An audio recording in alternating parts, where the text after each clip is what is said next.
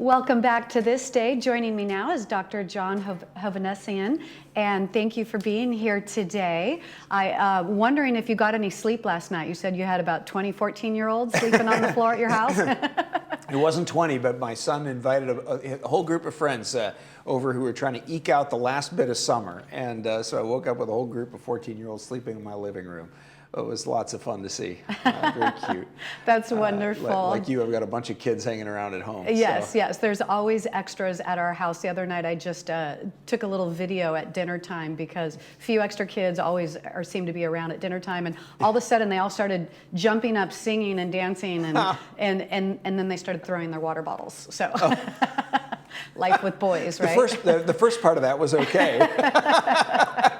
It always ends in a fight. It devolved to, that's the problem, isn't it?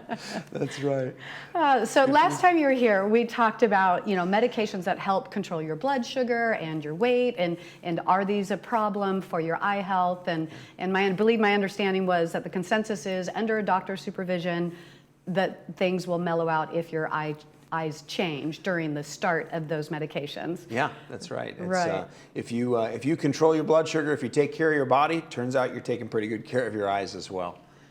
And so this time we're talking about exercise and how exercise could help your eye health. And I mean, it should be no surprise at this point that exercise helps all facets of health. Excuse me, of health. But truly, can exercise help your eye health? It really does, and some interesting science has kind of supported that now. I think most of us who live here in Southern California look around and see the beautiful environment we're in and see the other people who live here tend to be fairly healthy people. We realize that over age 40, exercise is the fountain of youth, and that really is true. If you want to stay vital and vibrant and mentally healthy, as well as retain your senses, exercise is one of those things, along with diet, that you can do, and being happy. Just being a happy person makes a huge difference in how our health goes in the future. But there was an interesting study. We've known for a while about the background here, which is that exercise drives healthier blood vessels, good cardiovascular health. If the heart can pump healthy blood through the vessels and carry nutrients to our target organs and take away toxins that develop, we are going to live a longer, better quality of life, right? And we've seen that in the eyes. We've seen people who exercise are less prone to have glaucoma develop. We've seen people who exercise and get regular, a well-balanced diet are less likely to develop cataracts. One interesting study that was done recently looked at macular degeneration. And this is, we know already, the leading cause of legal blindness in the United States for people over age 65. Nothing is worse than macular degeneration as a cause of blindness because it takes away the vision right in the center. So you can see the world, but everything but what you're looking at. So if you're looking at a printed page, the letters you're looking at are indistinct and hard to see. So we don't want to have macular degeneration. In this study, they took a small group of mice, 6 who were allowed to exercise. They were given an exercise wheel in their cage, and 6 who were not. And they did a study where they simulate the effect of macular degeneration to see how much impact it had on their eyes, or they simulated what happens at the beginning of macular degeneration. Turns out those who did not exercise had almost twice as much development of visual blindness, develop a visual compromise compared to those who exercised. So those who exercised, just like their joints and their heart and every other part of their body is more resilient, so were their eyes. And their eyes were less likely to go blind, effectively, from macular degeneration than those who were not. That's so interesting and crazy with the mice, because one of the things that I was reading about this was that with people who are reporting their exercise, and we all don't always necessarily say the truth or accurately say it. Like, when you go to the doctor, like, oh, well, do you drink? Oh, sure, I drink 1 to 2 glasses on the weekend. Well, actually, if we're going out Friday and Saturday night, it's 1 or 2 glasses Friday and Saturday night. Right? And that's just before dinner. So one of the interesting things with the mice is they know exactly how much exercise or not exercise, is happening. Yeah. And how can these findings be applied now? Yeah. Like, what more does this help us to learn? That's a great question. That is the question to ask, isn't it? What does this change for us today?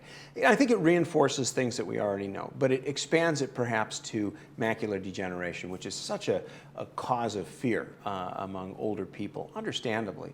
That if you exercise, you are helping every part of your body. You're helping yourself prevent diseases like cataract, like glaucoma that we knew. And here this evidence supports that even macular degeneration is prevented by regular exercise. So get outside. We probably should talk about what that means. Exercise doesn't need to be terribly strenuous.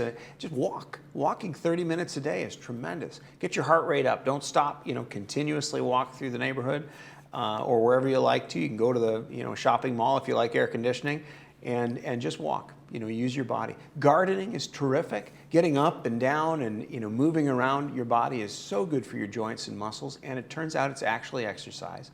Be careful to protect your eyes with sunglasses or some type of protection, because there's a lot of eye injuries that happen during gardening, believe it or not. Yeah, that makes sense. You're looking somewhere else and then you smack a branch or whatever. Exactly right. You lean down and so there's any form of exercise that you like is the best one for you. Any one that you'll continue, right? Well, and it's consistent exercise. Yeah. So it's not, once every 2 weeks. Yeah. 5 days a week. We think that's probably a good target to aim for. If you can do 7, great, but 5 days a week is a great way to maintain a healthy body and a healthy mind.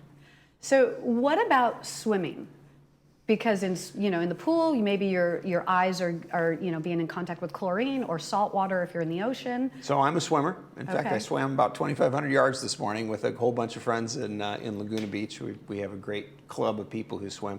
Big fan of it because I think it works the whole body and it makes me a more balanced person. But swimming's great, but wear goggles. There's stuff that grows in even well-chlorinated swimming pools that can cause real damage to the eyes.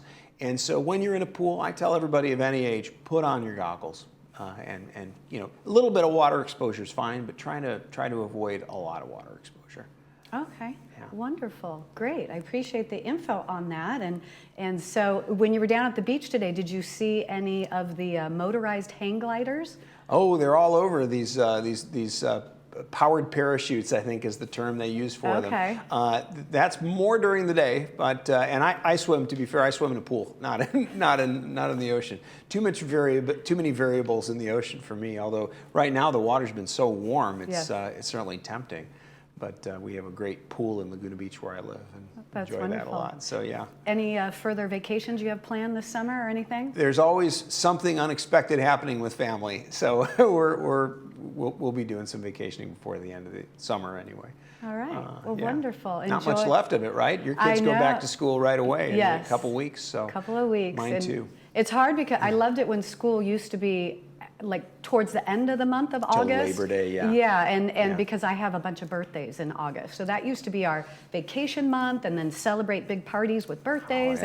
And now we're like, last year my son literally, I think it was the first day of school, he didn't go to school because it was his birthday and we went to Wild Rivers instead. So good for you. We're like, well, we just blew that, what's the everyday being in school we don't miss? Yeah, so right. Perfect attendance record. Perfect attendance. Ruined it on the first day of school.